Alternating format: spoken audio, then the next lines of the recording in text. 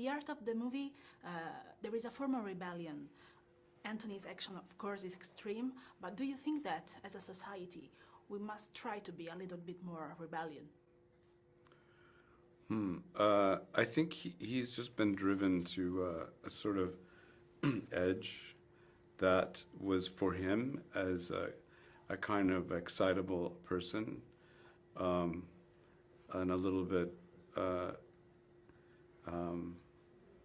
hyperactive, that he just couldn't take it anymore, and he just struck out the way he would do. I don't think it applies to everybody.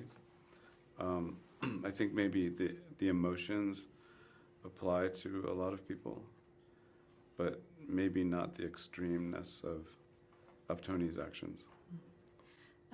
The movie reflects the role of the media and how everything is turned into spectacle. Tragedy sadly become entertainment. Do you think that we will ever be able to change that, or now with social media, this is just impossible? Yeah, I guess it sort of began a long time ago with just information, which I think was spoken. There were legends, and there were created from events in a form of media, like in the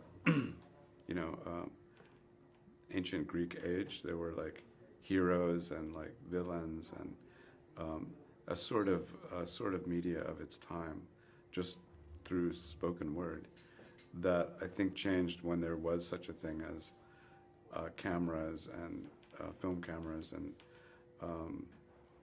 the internet, got a different version of it. But I think it's the same type of thing, and people looking for information, extreme information, or heroic stories, or sad stories. I think it's the same thing. And I was really impressed how the movie that is set in the 70s is so relevant for our present. I would like to ask you, what drew you into this story, and what do you think will draw the audience? Yeah, I think that the simplicity of the story. I mean, he's angry. He's gone to a extreme end to try and get an apology from the company that he felt was wrong. And yeah, it does relate to things that started to happen. We began the movie before, like, the new administration, the Trump administration, came into office. We also started working on the movie before Luigi Mangione was killed, the healthcare company president. So the world seemed to follow like what we were already up to, but it is just a simple like kidnapping story that I think started to relate to the times. And why Bill Skarsgård was the right man for this role? Bill was good because he was sort of a master, or is sort of a master of voices and looks. He had done lots of different things, including Dracula,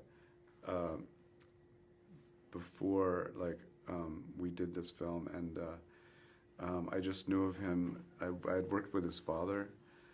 I knew of him as somebody that you saw in horror films, or I hadn't seen him so much in like more ordinary roles, but there was one film called Barbarian that he plays kind of a normal guy, and I thought, oh, he could be Tony, knowing that he could go extremely out of that normal role.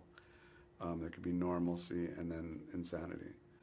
And did you have the chance to have a feedback from the audience? Because you presented this movie in Venice, and I suppose that there are been other screenings around the world, there are some emotions that are the same in different parts of the world.